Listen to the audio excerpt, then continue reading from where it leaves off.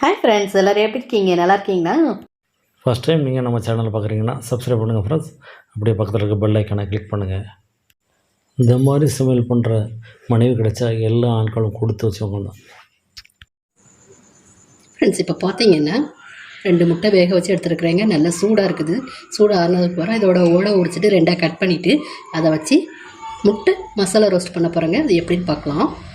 அதுக்காக கடாய் வச்சு நல்லா ஹீட் பண்ணிட்டேன். ஒரு 2 ஸ்பூன் போல் ஆயில் சேர்த்துக்கலாங்க. ஆயில் சூப்பராக ஹீட் ஆயிடுச்சுங்க. ஒரு 1/2 ஸ்பூன் சோம்பு சேர்க்குறேன். இப்போ இது உள்ள சேர்த்துக்கலாம்.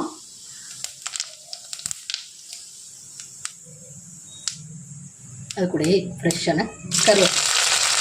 இப்போ நான் ஆயில் சேர்த்துருந்தேன். பெருஞ்சீரகம் கருவேப்பிலை சூப்பராக பொரிஞ்சிருக்குங்க. அடுத்தது அது கூட நீல நிலமாக கட் பண்ணி எடுத்த 2 வெங்காயத்தை சேர்த்துக்கலாம்.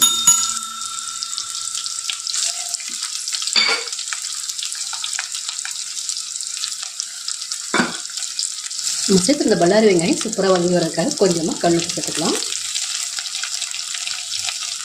அது கூட ஒரு 1/4 டீஸ்பூன் மஞ்சள் நல்லா வதக்கி சேர்த்துக்கலாம்.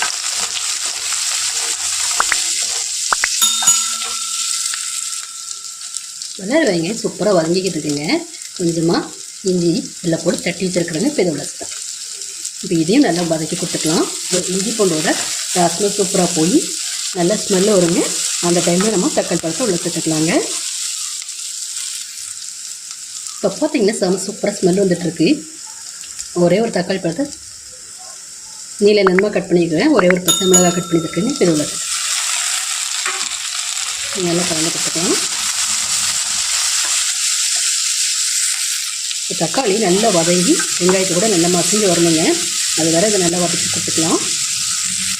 இப்போ பார்த்தீங்கன்னா நம்ம சேர்த்துருந்த தக்காளியும் பல்லாரியும் சூப்பராக வதங்கி ஒரு கிரேவி ஃபார்முக்கு ரெடி ஆகிடுச்சிங்க. அடுத்தது நம்ம இதில் மசாலா தூளை சேர்த்துடலாம். என்னென்ன சேர்க்குறேன்னு கொஞ்சம் கண்டினியூவாக பாருங்கள். கொஞ்சமாக ஒரு முக்கால் டீஸ்பூன் மிளகாத்தூள், 1/2 டீஸ்பூன் மல்லித்தூள், 1/4 டீஸ்பூன் கறி மசாலா.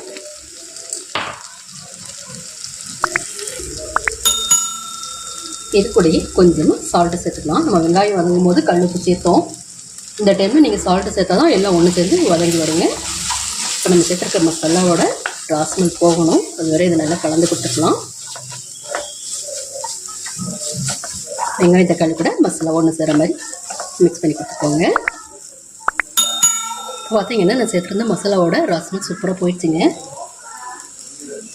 பாயில் பண்ண வைக்க சேர்த்துடலாம். முட்டை சேர்க்குறது உங்களோட விருப்பம் தாங்க. உங்களுக்கு எத்தனை முட்டை தேவையோ அத்தனை முட்டை நீங்கள் சேர்த்துக்கோங்க. இப்போது மசாலாவோட ஒன்று சேர மாதிரி நல்லா கலந்து கொடுத்துக்கோங்க. சிம்பிளாக ஒரு ரசம் இல்லைன்னா சாம்பார் வச்சு இந்த மசாலா ரோஸ்ட்டை நீங்கள் ட்ரை பண்ணி பாருங்கள். நம்ம சூப்பராக இருக்குங்க டேஸ்ட்டு. இப்போ எல்லாம் ஒன்று சேர மாதிரி நல்லா கலந்து கொடுத்துக்கலாம். லைட்டாக ஜென்டலாக கலந்து கொடுத்துக்கோங்க. இப்போ மசாலாவும் நம்ம வேக வச்ச முட்டையை எல்லாம் ஒன்று சேர மாதிரி சூப்பராக மிக்ஸ் பண்ணி வச்சுங்க. கடைசியாக ஃபினிஷிங் வச்சா கொஞ்சமாக ஃப்ரெஷ்ஷான மல்லியில் இப்படி மேலே தூவிட்டு நம்ம செஞ்சு மசாலா எக் ரோஸ்ட்டை முடிச்சுக்கலாம். ஃப்ரெண்ட்ஸ், லைக் பண்ணுங்கள், ஷேர் பண்ணுங்கள், மறக்காமல் சப்ஸ்கிரைப் பண்ணுங்கள். தேங்க்யூ.